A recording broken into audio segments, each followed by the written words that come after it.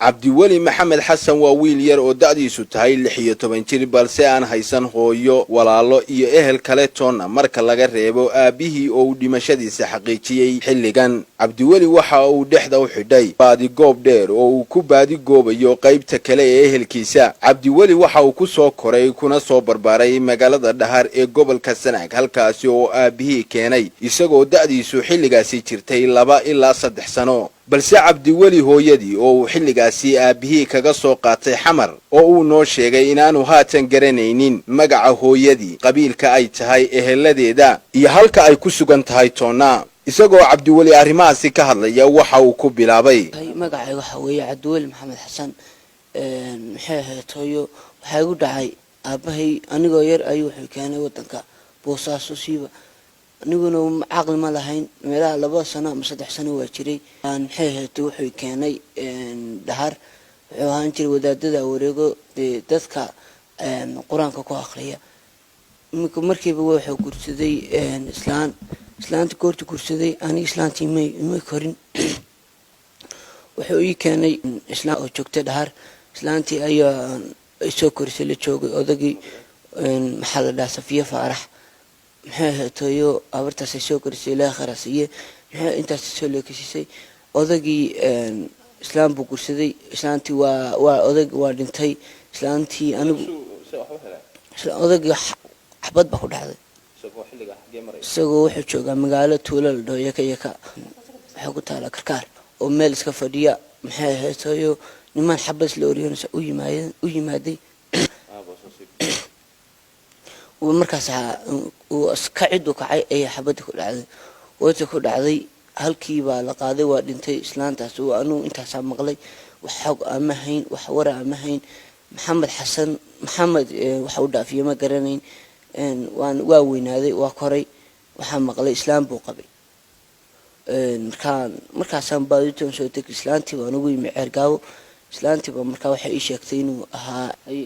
قبل كيسو حوي الشراف وحنا كي حسني مقع شريف كوحوي محمد حسن شريف محمد حسن شريف حسن شريف حسين شريف عبد الله شريف سالم شريف محمد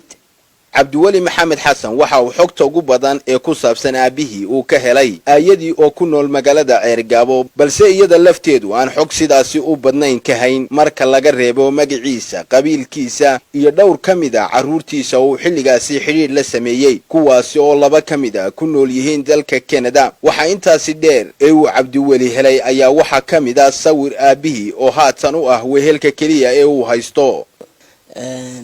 inuu wiilal lahaa tooyo inuu asagu madi ahaayo gabar kaliya la walaalahayd tooyo in uu wiilashiisuna jiraan Toronto midna uu jiro Canada oo la dhaho Hanad Maxamed Shariif iyo Cabdisaaq kuwa ma isku dayday inaad la xidhiidho waa isku daynay 10 goor baan isku daynay lambaradoodu ma badhacayaan marka lambarada islaanta horu haysiiyay islaanta lambarada ugu qoray book badan ugu qornay adeerna waan haynaa laakiin waa lambaro hore oo la isticmaali jiray ma waa lambaro hore laga guuray marka iminka qaabkeebaad doonaysaa bal in lagu la baadi doono walaalaha waxa tiri qaar Toronto joogan qaar meel kale joogan xogta aad haysaana waa inta hooyada ma garanaysaa meel ay ku wardambeysay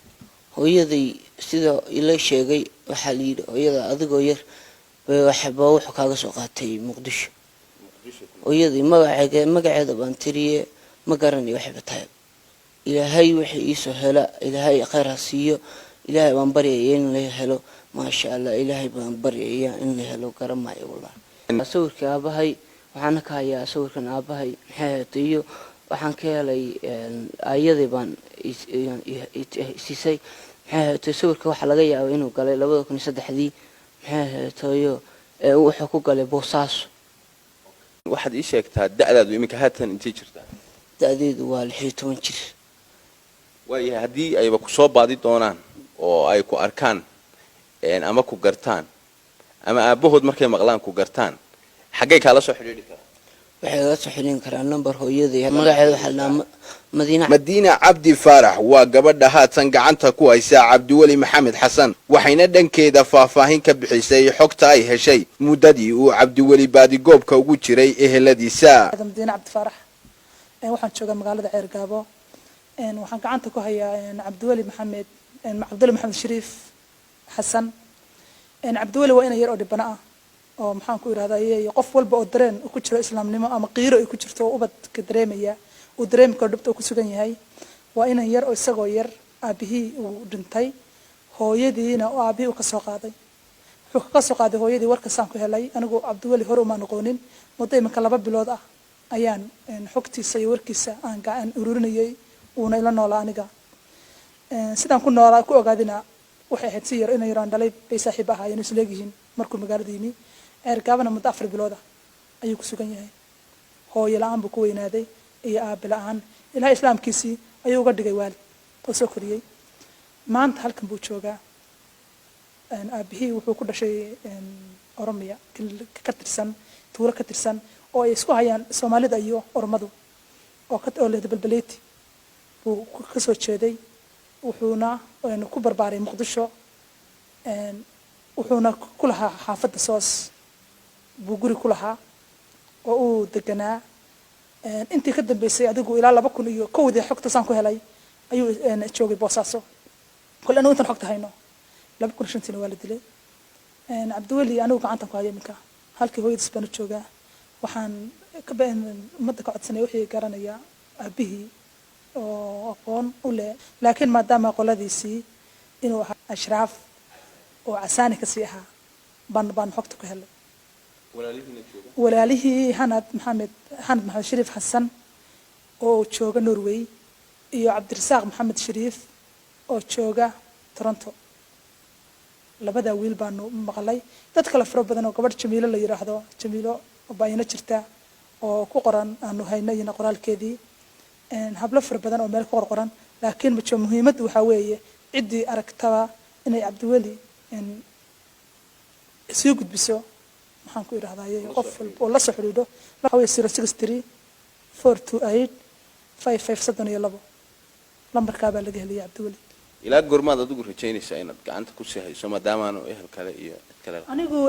cabdiweli maadaama ehel kale lahayn oo anigu imka aan gacanta ku hayo waxaan rajaynayaa inta waqti ka imanayo ama dadkiisa laga helayo inaan gacanta ku hayo Cabdiraxmaan Axmed Ilsar Star TV magaalada Ceergaabo.